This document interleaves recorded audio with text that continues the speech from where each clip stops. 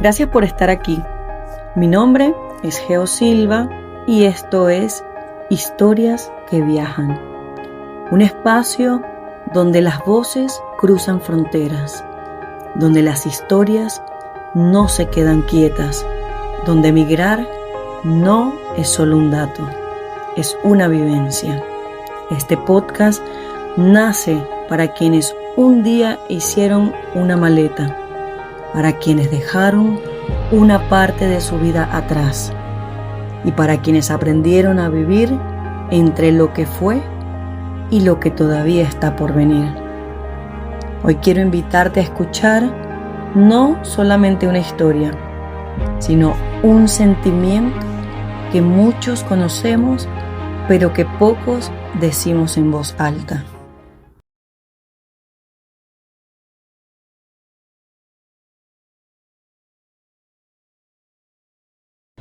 Hola amigos, bienvenidos todos a Historias que Viajan. En esta oportunidad tengo una gran invitada, mi gran amiga Diolis, una mujer que admiro muchísimo por su valentía y porque tiene un testimonio que sé que va a tocar muchos corazones. Te doy la bienvenida y te doy las gracias por estar aquí. Ay, muchísimas gracias. Es muy grato para mí estar aquí acompañándote en este nuevo proyecto. Sé que va a ser algo que va a dar muchos frutos y va a tener mucho éxito. Así es. Principalmente gracias por la invitación, porque me siento dichosa de que entre tantas personas pudieras tomar mi historia como referencia, quizás para algunas personas que quieran o necesiten un poquito de lo que les vengo a contar hoy. Así es, y bueno, más que todo, este podcast va para poder contar esas historias que tal vez muchos no se atreven a contar, pero que estoy súper segura que a través de tu historia muchos se van a sentir identificados porque son historias que nos han marcado como migrantes y nos ha tocado vivir cosas que a veces ni nos imaginamos. Pero bueno, cuéntame Diolis, ¿quién era Diolis y de dónde viene Diolis? Bueno, hoy en día te puedo decir que actualmente vos sos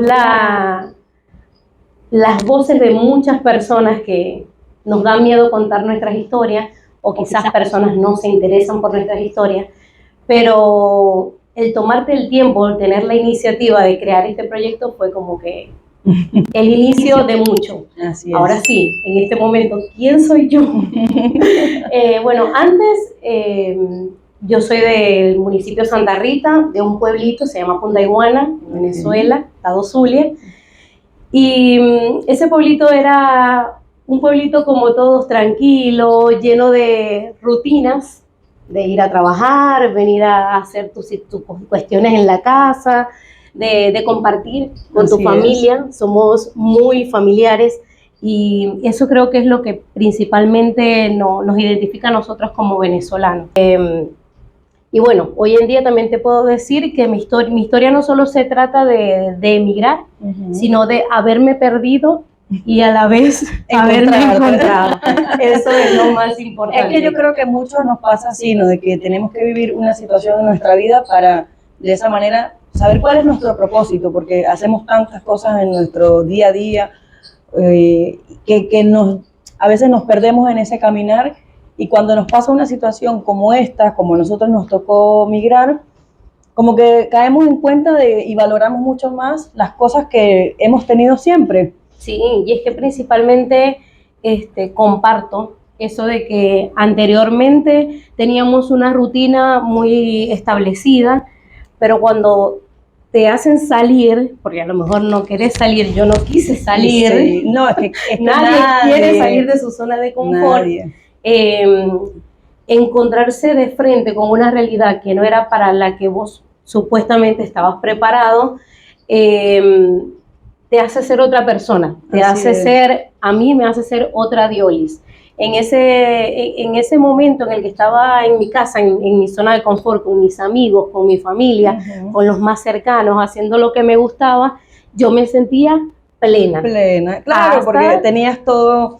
O sea, estabas en el punto de tu vida en que ya decías, bueno, me gradué, estoy trabajando, y ya comenzabas con tus proyectos personales que tú querías, como todo soñador joven, bueno, trabajar para tener tus propias cosas. Claro. Y es una vivencia que, o sea, que se te queda como en pausa. Exacto, te queda como en pausa porque como que, bueno, en nuestra cultura es muy común preocuparnos cuando estamos en el colegio en qué vamos a estudiar. Así es. Después vamos a graduarnos en la universidad. Después vamos a conseguir un trabajo. Después la preocupación vamos quemando etapas. de buscar una casa. Después sí. Nos vamos a casar. Después vamos a tener hijos. Y así, entonces, en mi realidad, la nuestra no fue esta. La nuestra fue otra que Dios planificó, que Dios creó y que no nos había dicho, no nos había dado las pautas pertinentes para enfrentarlo. Así es. Y bueno, como católica religiosa, puedo decir que en mi momento de juventud tuve muchas experiencias que hoy en día te puedo decir las puse en práctica, que mi misión anteriormente capaz no era ir de casa en casa o animando a jóvenes, sino que Dios me estaba preparando para esta misión. Esta en realidad es la misión, que no solo es una misión entre cuatro paredes dentro de una iglesia, sino que es una misión que se transforma, ya no dejas de ser joven, pero tu realidad como adulto es otra, vas a tener en la misión otras responsabilidades. Exacto. Sí, bueno, es verdad, te tocó ahora hacerlo desde otra perspectiva. Ya dejé de ser joven, ya soy adulta y no sé, mi misión fue casarme, mi misión fue emigrar, mi misión es estar aquí. Bueno, cuéntanos un poquito cómo fue ese momento en que decidiste salir. Porque si bien me comentaste fuera de cámara que estudiaste administración y estudiaste también comunicación social. Ok, después que encontraste tu trabajo y estabas en tu zona de confort, como lo acabas de decir, ¿cómo fue esa experiencia cuando tomaste la decisión de casarte y cómo decidiste que ibas a salir del país? O sea, ¿en qué momento pasó todo esto? Bueno, todo esto ocurrió en el año 2016. Hace bastante. Hace 10 años. Hace bastante. Que parece, hay 10 años, no, sí. Pero hay que contarlo, sí. La decisión la tomé porque yo estaba en una empresa, estaba trabajando como cualquier persona común y viví un momento de inseguridad muy, muy duro, muy difícil, muy preocupante, porque era en una zona rural. Bien. Había una casita aquí, otra un poquito más allá lejos y después todo terreno baldío. Ok. Y un día de la nada estoy esperando para que me abran las puertas para poder entrar a la oficina y estoy con mi hermana, la segunda, Dionelis. Estábamos las dos esperando y ocurrió que habían pasado dos motorizados. Esos dos motorizados nos vieron allí y éramos, pero presa fácil, o sea, presa fácil.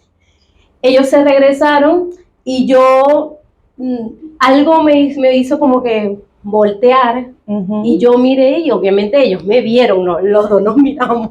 Claro, fue ese momento tipo película. Como cuando, todo despacio. Exacto. Cámara lenta. Me imagino. Cámara lenta.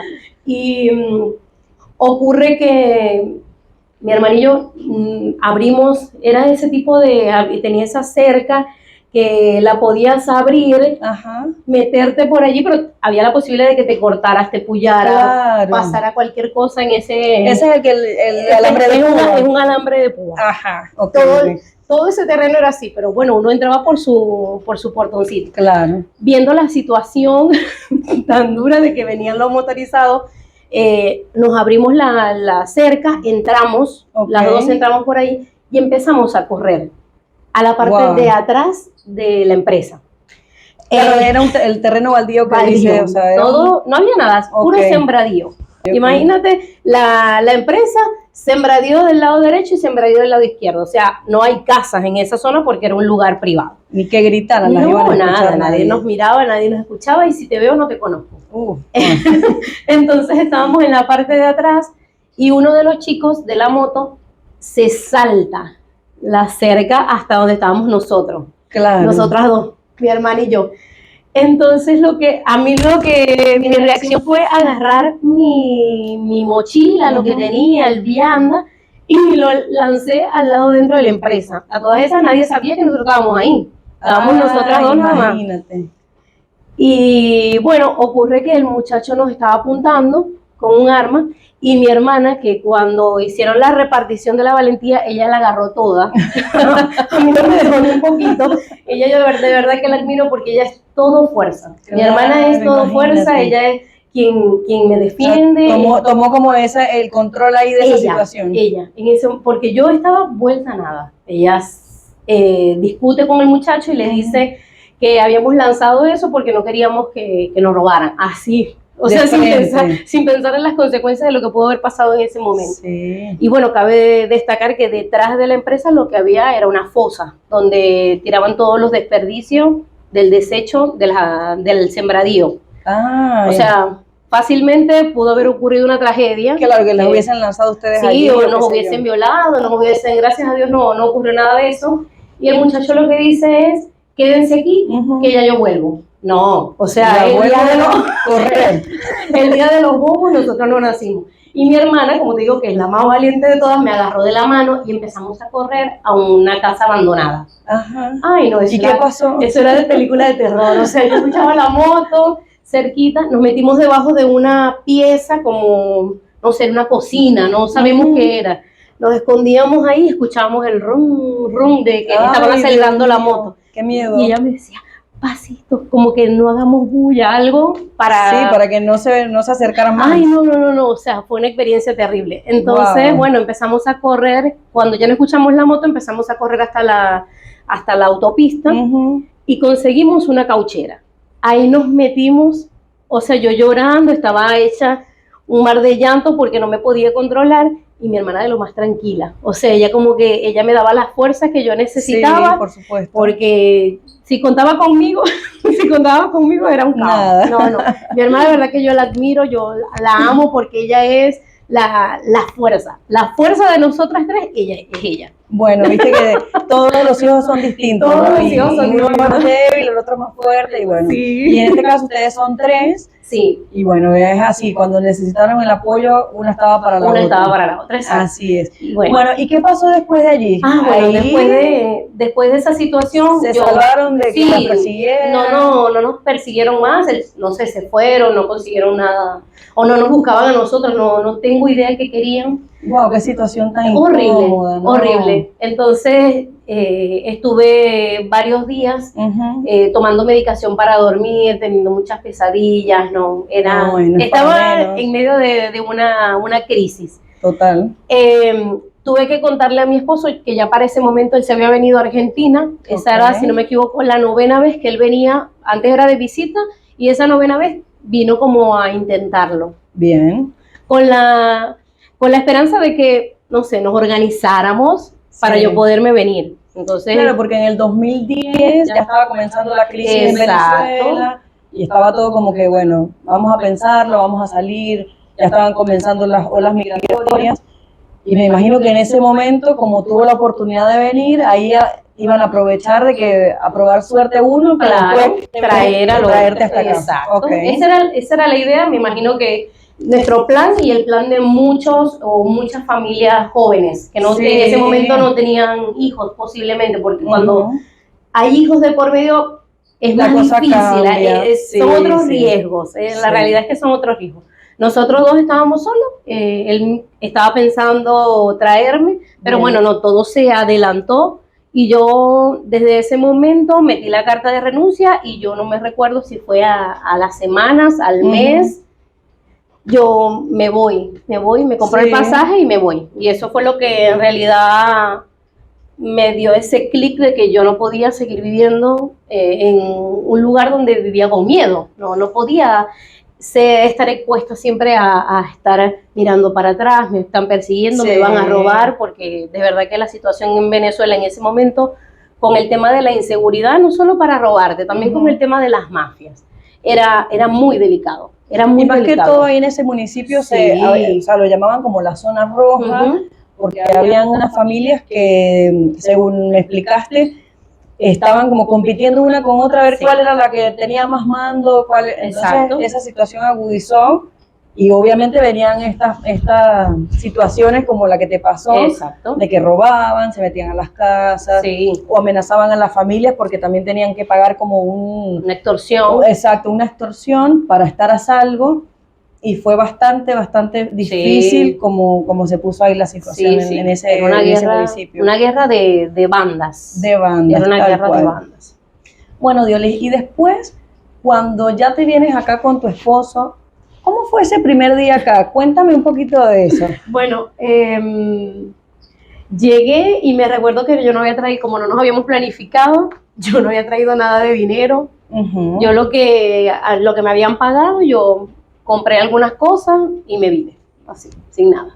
Okay. Con las poquitas ropa que pude traer, para nada, porque después llegué justo en primavera y para mí en ese momento había frío, porque era todo un clima tropical, para cambiarte a un clima completamente diferente. Yo esa ropa la perdí, no la usé en nada porque había mucho frío. Claro. Entonces, sí, porque uno tiene otro concepto del clima en Venezuela, es totalmente calorcito todo el tiempo, uno está fresco. Claro, es caliente. Y acá el cambio de estaciones, uno tiene que tener una ropa para cada estación. Exacto, mejor imposible, exacto, sí. Muy bien. Y después, cuando llegas acá que te recibe tu esposo, ¿en qué condiciones estaba tu esposo? Bien, me recuerdo que lo que tenía en ese momento, estoy hablando hace 10 años, tenía 400 pesos.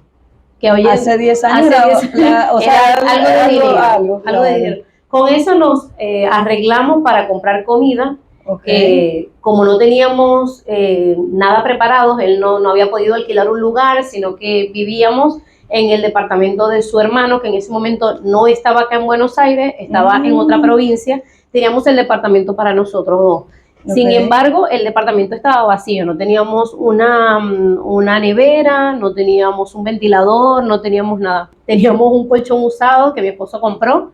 Wow. Y comprábamos la comida a diario, porque si comprabas tanta cantidad de pollo, por decirlo así, de carne, tenías que consumirla en el día porque se echaba a perder, se dañaba. Claro, no funcionaba. No estaba en la situación como para decir, bueno, vamos a comprar esto que nos hace falta. No podías hacer una compra porque no tenías dónde guardar. Sí. Todo lo que son víveres, bueno, los podías tener enlatados, cosas empaquetadas, pero ya lo que es carnes, verduras, leche. Claro, era todo el día. Todo el día. Prácticamente vivían de las cositas que compraban en el día.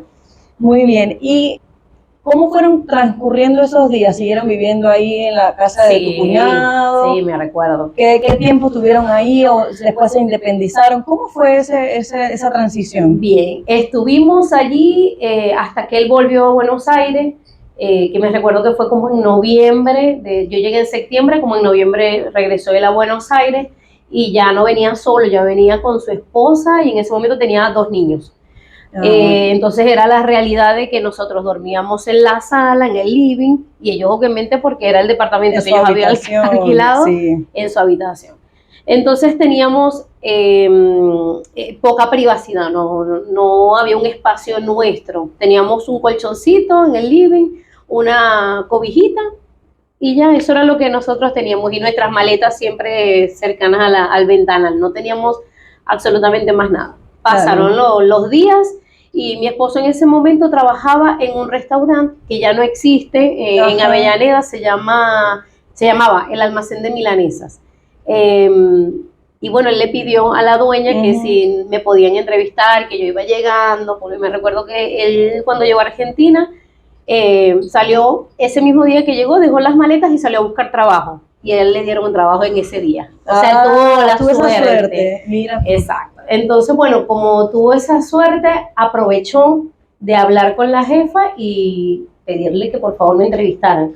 Y bueno, y ahí está el dilema de trabajar en un restaurante, porque yo de verdad que no tenía idea de cómo era servir las copas, los vasos, los envases que iban a la mesa, rezándole a Dios que no se me cayera la ensalada encima de la cabeza de alguien, que no se cayera una lata de gaseosa, o sea, yo todos los días iba con miedo. Claro, porque era una situación que no estabas acostumbrada. Era una situación difícil. ¿Cómo te sentiste en ese momento? Porque es un choque de realidades, ¿no? Sí. De que venías haciendo una cosa, eres una profesional, y cuando te toca enfrentarte a esta realidad, porque, o sea, no puedes llegar y decir, bueno, aquí estoy yo, No. contrátenme que yo soy administradora. No, o sea, tienes que empezar por debajito. Exacto. Como todos, comenzar de como cero. todos comenzamos desde Desde cero. abajo. No me tocó lavar platos en ese momento, que yo rezaba por lavar platos porque era como que no me están viendo. Sí, obviamente. No voy a ensuciar a alguien, no me van a despedir por hacer eso. Y no, pero la verdad me ayudó, me sirvió. Pero aparte estaba esta situación de que mi ego, mi corazón, así como no rompía los platos, pero tenía ese miedo de romper el plato, mi corazón estaba roto en ese momento, mi ego estaba roto en ese momento, porque a pesar de que es un trabajo muy digno, yo no estaba preparada para eso. Yo decía, ¿para qué estudié tantos años, 2 carreras al mismo momento, perdón, y estoy lavando platos, o estoy fregando algo, o estoy sirviendo, preparando unas servilletas para que otras personas vengan a comer? Así es. Eso era lo que pasaba por mi mente en ese momento. Porque es un momento de que lo que tú fuiste, exacto, y te encuentras con esa realidad, es como un choque que tú dices, ¿cómo me acostumbro a esto? ¿Cómo me salí de mi zona de confort para venir a hacer esto? Claro. Porque yo creo que muchos nos preguntamos eso, ¿no? Sí. Y de que a veces que hasta iniciando queremos tirar la toalla. Exacto, y es que parece mentira, pero en el transcurso de nuestra vida, nosotros constantemente estamos pasando por duelos. Sí. Por lo menos yo tuve el duelo de esa separación, de ese desarraigo, y después tuve el duelo de hacer algo para lo que yo no me preparé. Sí. Algo para lo que... Me identifico con esa sensación. Es una sensación tan dura, no por el trabajo en específico, no porque el trabajo sea menos, o no porque sea un trabajo deshonesto, no. Tal cual. Es simplemente ese duelo de que yo deseaba estar haciendo, no sé, trabajando en una empresa como administradora, o me gustaría, me pudo haber gustado en ese momento ser productora de un programa de televisión, y no lo pude hacer, sí, no lo pude hacer. Nos tocó duro, nos tocó difícil, pero esa era la nueva realidad que nos tocaba vivir. No funcionaba quedarse sentado llorando, porque eso no te iba a ayudar a seguir adelante, no te iba a ayudar a progresar. Era, o te sentabas en ese momento a llorar, o asumías o la lo realidad. intentabas. Sí. Lo intentabas. Esa era la realidad. Creo que muchos hemos pasado por esa situación porque no somos poquitos los que hemos salido, hemos sido bastantes, y ese proceso de que nos toca enfrentar una nueva situación, esos cambios, porque en la maleta cabe poca ropa que nos traemos, pero tenemos muchos sueños, muchas vivencias, los abrazos de nuestra familia, tenemos, o sea, toda nuestra vida está donde nosotros la dejamos, y venirte te hace como hacer una transformación dentro de ti, ¿no? Y es duro porque no sé cuánto tiempo dura ese duelo, cada uno lo vive a su manera. Porque yo ahora, desde la realidad que estamos viviendo con todo lo que está pasando en nuestro país, yo pienso en Venezuela o escucho algo y siento que ahora nuestra fibra está como ahí. Sí. Al toque, o sea, es una cosa que tú dices, no, ya va. ¿Qué pasó? Yo pensaba que ya lo venía superando. Y es que uno no deja de ser, Diolis. Y uno no deja tampoco de tener esperanza. Exacto. Uno, por más que piense, bueno, volvieron a ganar, lo volvieron a hacer, volvió a suceder, cualquier cosa que como que era para lo que nosotros en ese momento estábamos preparados, como que lo volvieron a hacer.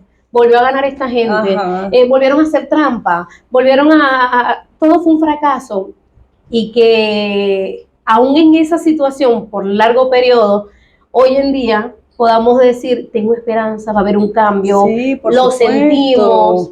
Es que estamos como en un mar de emociones. Exacto. Lo que vaya pasando, ahí nos vamos montando y nos alegramos y nos volvemos a entristecer y así vamos. Es cierto. Esperemos que pronto, de verdad, que la situación se mejore y que, bueno, que todo fluya. Pero bueno, ahora, después que encontraste ese trabajo, ¿Qué pasó después? Porque entiendo que no duraste todos los años que tienes acá en el restaurante. No. A pesar de que el restaurante nos ayudó a reunir dinero porque nos daban mucha propina, como escuchaban el acento, ¿y qué hacen en Venezuela? ¿Y de qué trabajaban? Y nos íbamos ganando las propinas, mucha propina. Entonces, recuerden que era mi esposo y yo los que trabajábamos, eran 2 propinas y con ese dinero decidimos ya no trabajar más porque me recuerdo que en ese tiempo me salieron venas varices porque comenzaba a trabajar, no me recuerdo, a las 5 de la tarde y eran las 3 de la mañana y yo todavía estaba en el restaurante. Entonces claro, los fines de semana eran más largos esos periodos de laborales. De jornada, sí. Entonces, bueno, cuando pasó un año, me recuerdo, decidimos mudarnos nosotros vivíamos en la zona de provincia, en la zona del conurbano de Argentina, de Buenos Aires.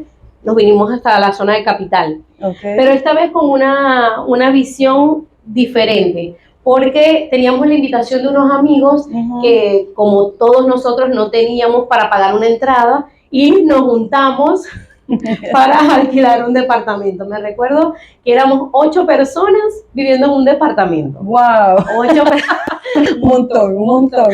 Éramos 8 personas viviendo en un departamento. ¿Cómo sería eso? Todos solteros en ese momento, me refiero a que no tenían responsabilidades de niño, eran todos adultos responsables. Pero bueno, los primeros días excelente, los primeros meses genial, compartíamos, uno de nosotros era el que tenía mejor posición económica, que se llama Eli, quiero, la adoro. Él tenía muy buena posición económica porque lo habían trasladado desde Venezuela para acá con un buen trabajo de programador. Y bueno, obviamente él puso la mayor parte, él compró la nevera, compró un televisor que lo colocamos en la sala. La casa, si no me recuerdo, tenía un sillón y bueno, cada quien en su habitación. Y bueno, todo excelente, comenzábamos a convivir, pero a medida que iban pasando los días, la situación se empezó a poner medio complicada, sí, porque todos éramos diferentes, todos comíamos en horarios diferentes, todos teníamos diferentes trabajos, todos limpiaban el baño diferente, todos tenían que organizarse de forma diferente, todos éramos diferentes. Entonces estaba esa situación de que a pesar de que la convivencia era muy buena, estaban esos altibajos que teníamos con respecto a la convivencia, porque estaban esos problemas. Es que eran muchos. Eran muchos, y si te peleas con tu esposo, cosas mínimas, imagínate 8. No. Y todas que las esposas hacen la comida así, que a mí no me gusta así, que Dios mío, que el espacio de la nevera, este espacio es tuyo, este espacio es mío, aquí ahí comenzaron las situaciones medio tensas. Sin embargo, yo gozaba de esos momentos de compartir con ellos porque hacíamos compras juntos, salíamos a los parques. Aquí en Buenos Aires hay demasiados parques, o sea, la gente aquí no se queda tranquila, siempre hay algo para hacer. Íbamos a una iglesia que teníamos por allí cerquita, íbamos juntos, o sea, vivíamos siempre acompañados y fue muy buena experiencia. Me recuerdo que una vez, entre las tantas experiencias que pasamos allí, los momentos buenos que recuerdo, está el habernos reunido unas noches a ver una película y siempre compramos un helado. Es como que ese es el momento del helado. Y entre todos colocábamos plata y comprábamos el helado. Era un helado bien grande, de kilo. Y estábamos todos sentados y yo era la única que pedía de menta granizada. Yo me recuerdo que Anderson, tío Simón, ¿quién come esto? Esto parece crema dental. Entonces me recuerdo que rodaban el helado entre todos y nadie comía de la granizada. Era para que yo me lo comiera porque yo lo pedí. Ay, no, eso fue una experiencia loca. Nadie come ese helado, me dice, pero yo amo la menta con el chocolate. Bueno, imagínate. Eran gustos distintos. Muy. Es algo que no era tan agradable para otros. Y era difícil porque ¿cómo repartías el helado entre 8? No, a cucharitas. Entonces, a ver, ¿cuál es el que pediste? Y así se iban rodando. Él decía que eso era una danza judía. El helado, que era una danza judía, moviéndose el helado para todos lados. Entonces, bueno, en ese convivir, conseguí un trabajo por allí cerca en una tienda de... vendían joyas, Ajá. vendían marroquinería, carteras, cosas para las mujeres. Okay.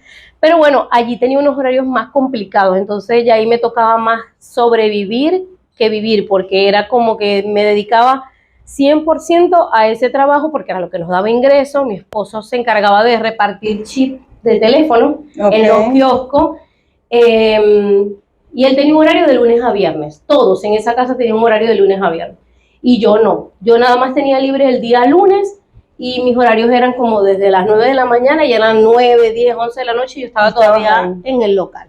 Me recuerdo que comía en el depósito, encima de la mercadería, no había con qué calentar, era horrible, comida, claro. O sea, era horrible, y era en invierno, ya después fue en invierno, no. Era muy feo. Unas condiciones bastante precarias. Sí, muy precarias. Y bueno, me recuerdo que mi esposo los fines de semana, ay, tan bueno, me cocinaba, y a la hora del almuerzo él iba y me llevaba el vianda. Entonces era la única manera de comer calentito, porque si no, no había forma. No, por Dios. Bueno, tu esposo salió y consiguieron otros trabajos. Exacto. Sí, bueno, y después de allí, ¿qué empezaron a hacer? ¿Se independizaron con los amigos? Okay. ¿Cómo surgió eso? Bueno, yo mientras estaba allá en ese trabajo, era como que un arriesgar, porque tenía, o sea, yo no aguantaba la manera de estar ahí, la forma en la que estaba trabajando, en cómo sobrevivía, más que vivir. Y dije, voy a intentar abrir un perfil en una bolsa de empleo. A todas estas, cabe destacar que el documento nacional de identidad, el DNI, no lo tenía. O sea, no había dinero en ese momento para poder comprarlo, para pagarlo. ¿Cuánto tiempo tenías acá en Argentina? Ay, no me recuerdo, menos de un año, unos meses. Unos meses, sí, poquito, o el año, no me recuerdo exactamente, pero era muy poquito tiempo, no había podido, únicamente haces la cita. En aquel tiempo era así, como que hacías la cita, te daban una precaria, y después cuando te tocaba la cita, llevabas tu documentación en físico, ibas a sacar tus copias, todo, ibas hasta migraciones, y después allí tenías que esperar también cierto tiempo para que te llegara el plástico. Claro. Ahora ya todo, gracias a Dios, online, todo lo pueden manejar más desde casa, y es mejor. Sí, totalmente. Entonces, bueno, para ese tiempo no habíamos podido pagar el plástico del DNI, no habíamos podido hacer ese proceso, y yo me metí en ese perfil, creé ese perfil de la bolsa de empleo con mi precaria, que es el documento antes del DNI. Del DNI, correcto. Y bueno, rezándole todos los días a Dios para que eso se me diera, para que alguien se apiadara de mí y que me pudieran por lo menos entrevistar. Claro, porque era difícil encontrar un empleo sin documento casi de acá. Imposible. De hecho, cuando ingresé al trabajo, yo tuve 2 entrevistas, pasaron 2 semanas desde que creé el perfil, me postulé y a las 2 semanas me llamaron. Mira, las oraciones son tan grandes son poderosas.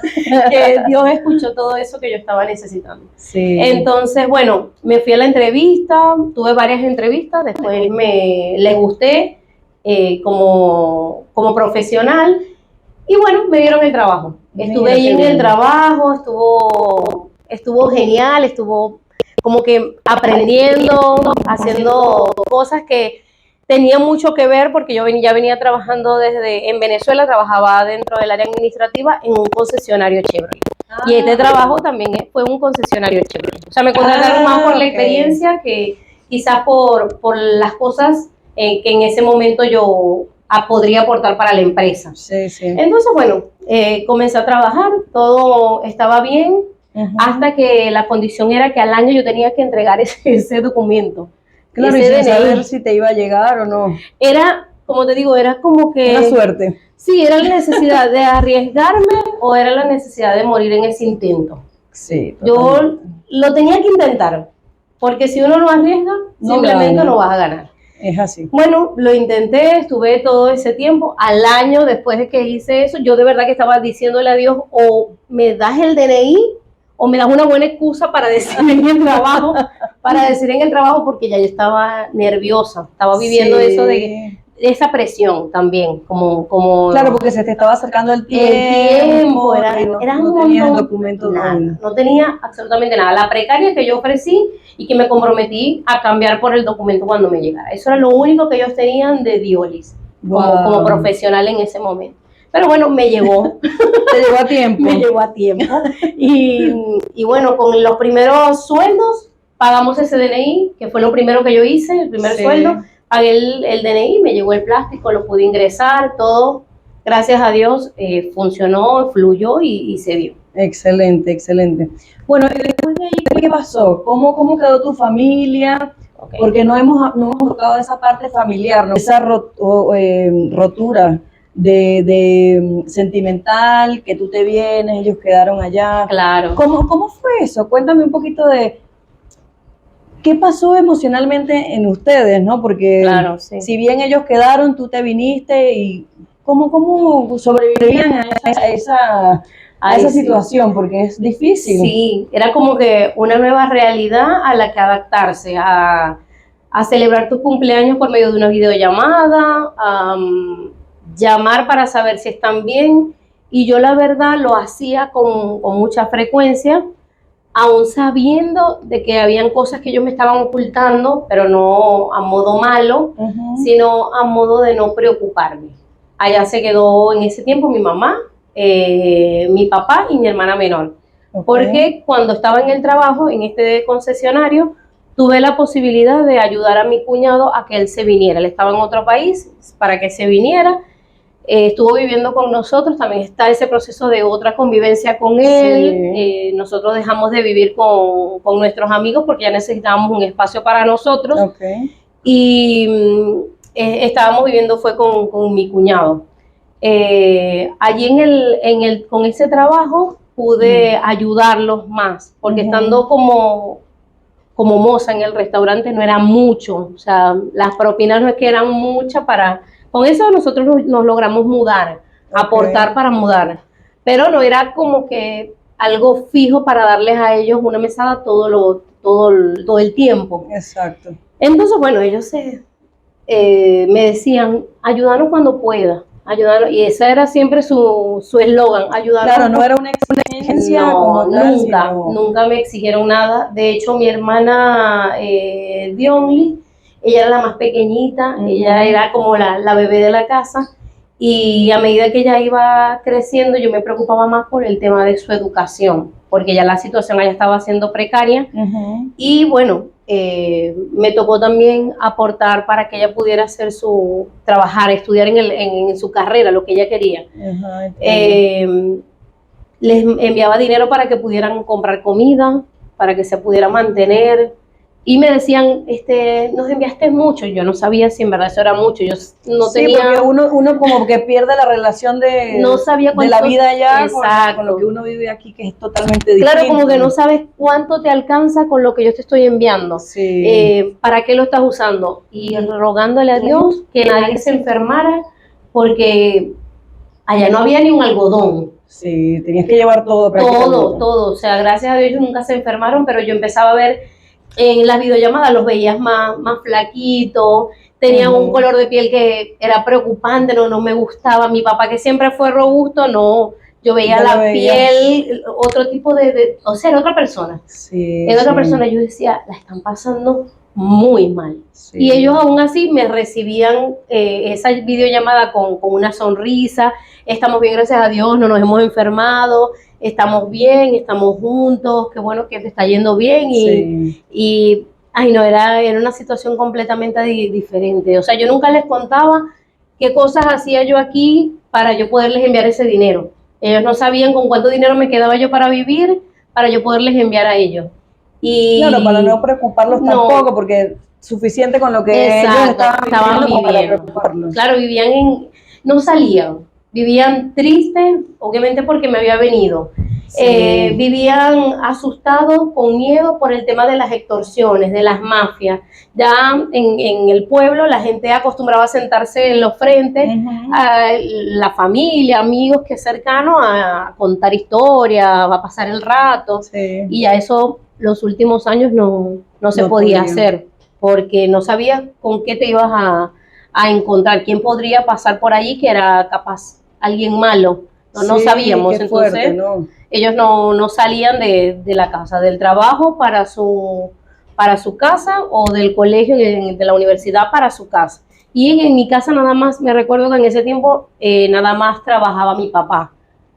O sea, Claro, imagínate, era más tensa la era muy situación. tensa la situación porque era como que mi hermano estaba generando, mi mamá no trabajaba y mi papá era el único que trabajaba y veía cuánto había hecho en el día porque trabajaba en trabajo a destajo. Bueno, me alcanza para comprar la cena. Ya, Wow. se acabó el día de trabajo. Eso. Sí, o sea, era increíble porque tú decías, me lanzo todo un día trabajando y no te alcanzaba No ni te siquiera alcanza. para las comidas, ¿no? Y había un momento en el que, aparte de que no alcanzaba, no había. Esa era la Estaba esa otra. situación. Que tenías plata, pero no había alimentos. Wow. No habían alimentos, no había nada, no había suministro, no había nada, no había forma de que ellos pudieran alimentarse bien. Claro, No comían frutas, comieron aquí, me recuerdo. O sea, desde que yo me imagino vine, que verían una banana. y eso era, ay Dios, como que, Claro, ay, qué es emoción. otra realidad. Es otra realidad. Cuando ibas a los supermercados en Venezuela, todo vacío. Todo. O tal vez conseguías alguno full, pero súper costoso. Claro, o sea, sí, a veces eran varias realidades bastante raras, sí, atípicas. Sí, por lo menos en mi casa fue así, fue muy duro desde que sucedió toda esta crisis económica, en mi casa fue muy duro. O sea, sí. Gracias a Dios nunca pasaron necesidad de comida porque teníamos familiares allí cercanos. Tengo una tía que ella siempre ha estado al pendiente de nosotros y cada vez que ella cobraba o compraba o tenía o le llevaban, porque tenía sus ciertos amigos que de locales que le llevaban comida por, no sé, por los años de amistad y ella siempre nos llevaba a la casa. Gladys, ella siempre ha estado pendiente de mi familia y yo de verdad que le agradezco todo lo que hizo por nosotros en ese momento. Bueno, desde que tengo uso de razón no nos ha soltado la mano. Sí, yo me vine y los dejé con ella y sus 2 hijas porque ya el otro hijo también le había tocado emigrar. Y ellos fueron el apoyo de mi familia. O sea, yo me vine y de hecho pasaron muchas cosas en ese proceso que mis primas me llamaban, las hijas de esta señora, de mi tía, me llamaban para contarme, tu papá no te dijo esto. Wow. Tu madre no te está diciendo esto. Claro, porque ellos como que decían, esto lo tiene que saber Dios. Claro, esto es muy importante contarle. O sea, pasaron tus papás nunca se enteraron que ella te contaba. Sí, cuando estaban acá. Ya después que llegaron. Sí, cuando estaban acá. Bueno, pero eso lo vamos a hablar ahora. Sí. Porque me estás hablando de la situación cuando ellos estaban allá. Sí. Después, ¿qué pasó que decidiste traértelos? Ok. Previo a tomar esa decisión, mi papá estaba renuente, yo no me voy. Ajá. Aquí están mis hermanos. Estaba en ese momento mi abuelita viva. Más todavía para estar ahí. Yo no me voy, aquí están mis hermanos, ¿qué voy a hacer? No. Y mi mamá, a donde la mande, ella va tranquila. Esa es guerrera 4x4, 4x4. Esa es la guerrera. Pero mi papá sí estaba muy renuente y no se quería venir. Entonces, cuando veíamos la situación de los enfrentamientos de estas bandas, del cobro de las vacunas, de las extorsiones, de que todo empezó a ser muy sanguinario, o sea, habían situaciones que vimos, jamás nos imaginamos que la muerte o esa situación iba a tocar a nuestra familia. O sea, por mi cabeza a mí no me pasaba vivir eso, y mucho menos estando en la distancia. Asesinaron a un tío muy cercano, hermano de mi papá. No, fue muy duro. Me llamaron para decirme, yo quedé nula, no entendía, como cuando te dan una información y todo se te nubla. Yo no lo podía creer, no lo podía entender, yo no entendía qué era lo que estaba pasando. Y bueno, de él únicamente me quedó que días antes me había llamado, siempre que podía me enviaba un audio y me decía, ay, mi argentinita, siempre me decía cosas así, es lo único que me queda de él.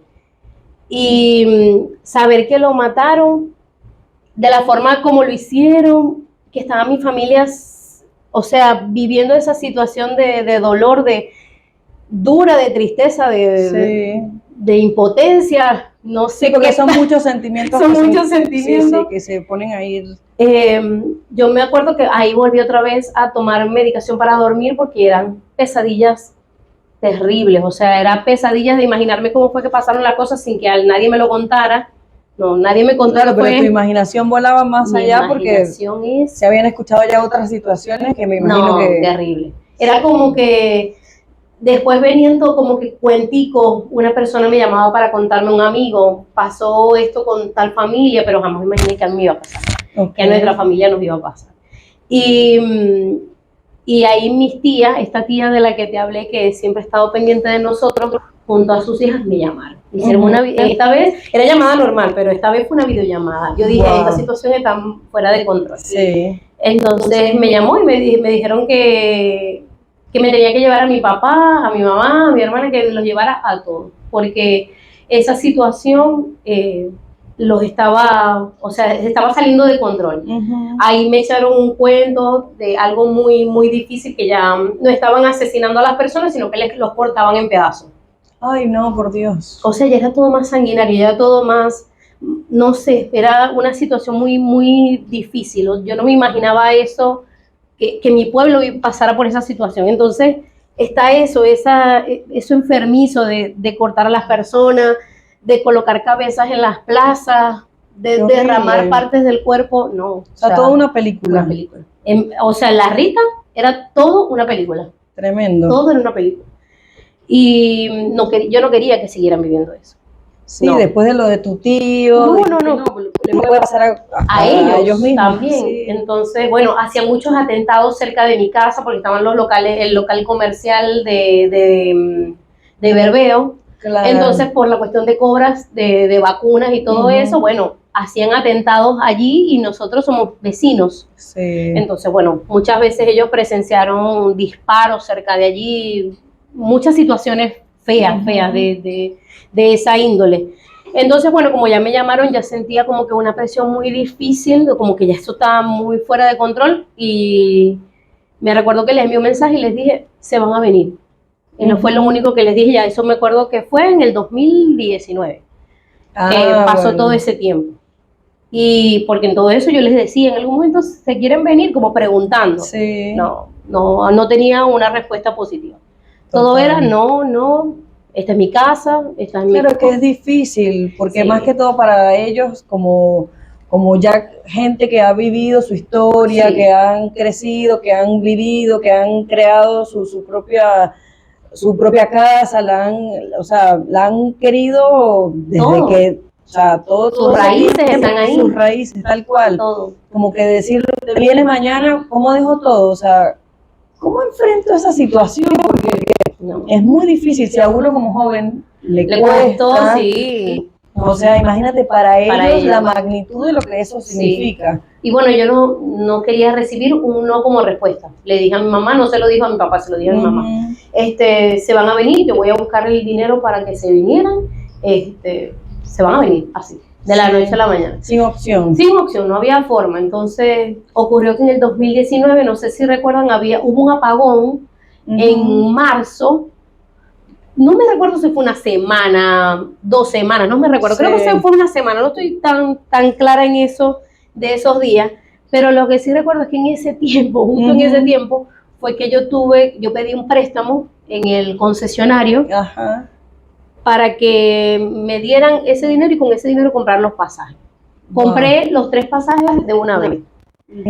O sea que ya lo que me quedaba, lo que yo iba a cobrar era para el transporte para yo ir a trabajar. Porque tenía que pagar eso. Quitaban todo para pagar ese préstamo. Pero bueno, valió la pena, lo intenté sin pensar. Mi esposo me ayudó en todo, en todo. De hecho, su familia fue la que lo recibió en la frontera para salir de Venezuela, en la frontera. Y ellos hicieron ese traslado por tierra. O sea, era la única manera porque estaba todo cerrado. Y cuando les dije que se venían, yo no había obtenido una respuesta de que habían recibido los pasajes, de que alguien los iba a llamar para decirle a dónde tenían que estar y a qué hora. No. ¡Qué locura! No, No había nada porque no había internet, no había electricidad, no había nada. Dios mío. Entonces lo único, ya en ese momento yo trabajaba, estaba en la computadora con el teléfono así y atendiendo al cliente, pero con el teléfono ahí porque yo decía, en cualquier momento que alguien me responda de que sí lo van a hacer. Entonces el día del 13 de marzo, el día de cumpleaños de mi mamá, ellos se fueron, o sea, salieron de Venezuela. Y o sea, las cosas de mi casa se las dieron a mi tía, regalaron aquí y allá, cerraron con bloques lo que podían, sí, porque el aire acondicionado, que en ese tiempo era, sí era un split, pero tenía esos agujeros atrás, entonces tenían que cerrarlo, porque fácilmente te podían quitar lo que quedaba, pues se podía alguien meter, desvalijar, robar, cualquier cosa que se les ocurriera. Entonces ellos así a duras penas, en 2 maleticas, metieron toda una vida.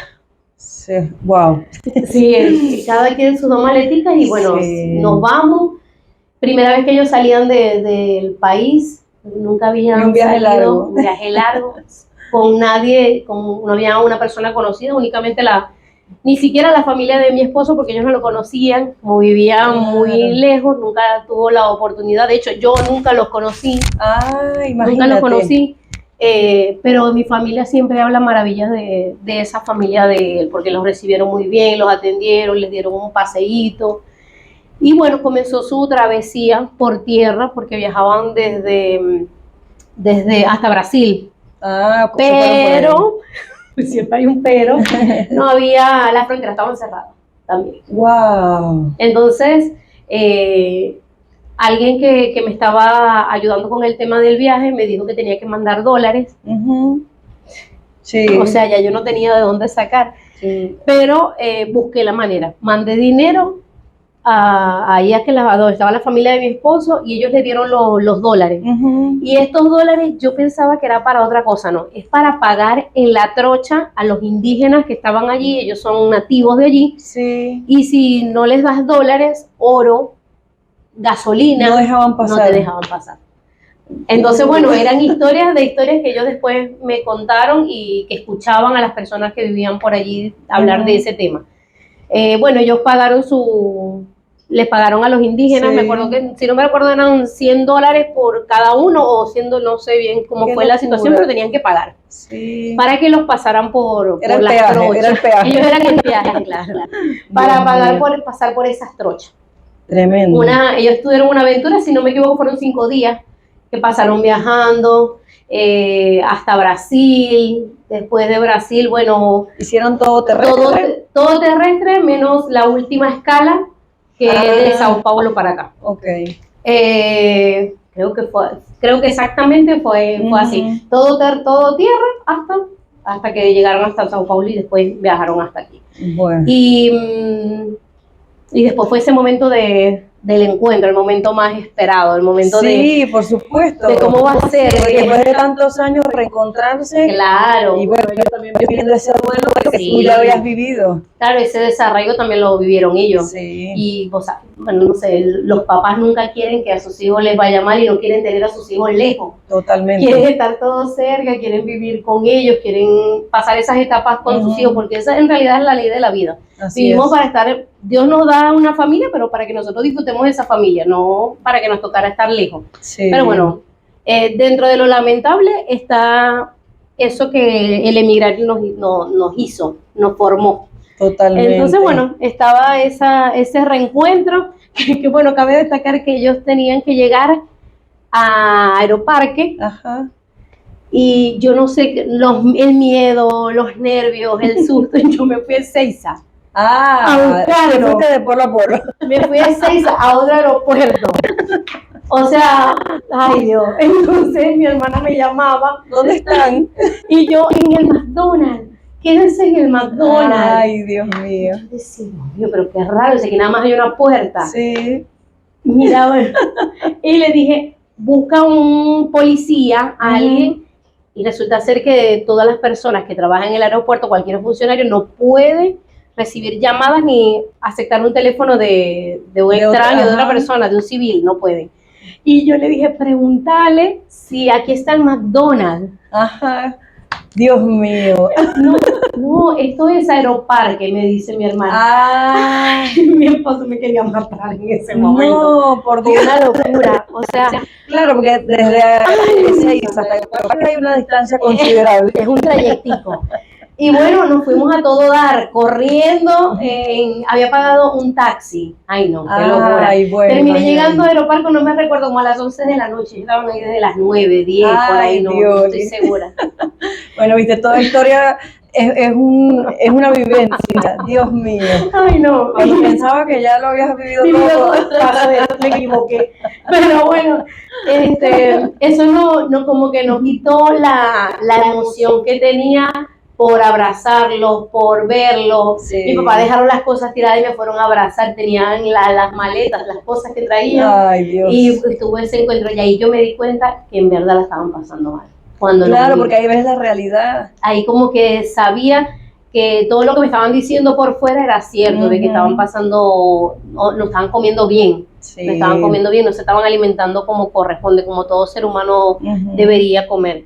Y bueno, tuve ese reencuentro que fue espectacular, fue muy Hermoso. bonito, lloré. Mi hermana no se quería separar de mi lado, estábamos las dos siempre ahí juntas. Estaba mi otra hermana, o sea, estábamos toda la familia en ese Ay, momento, qué lindo gracias a Dios. momento. Fue muy, muy Sí, bueno. a pesar de que, bueno, vivieron todo eso previo, pudieron reencontrarse, que no todos pueden hacerlo, ¿no? Porque Sí, no. he conocido historias también de donde los papás simplemente se quedan o se niegan totalmente a irse a ver a sus hijos, o realmente la situación económica no les permite ayudarlos. Exacto. Y es muy, muy duro, Muy porque difícil. son historias que aquí vamos a seguir contando otras más adelante.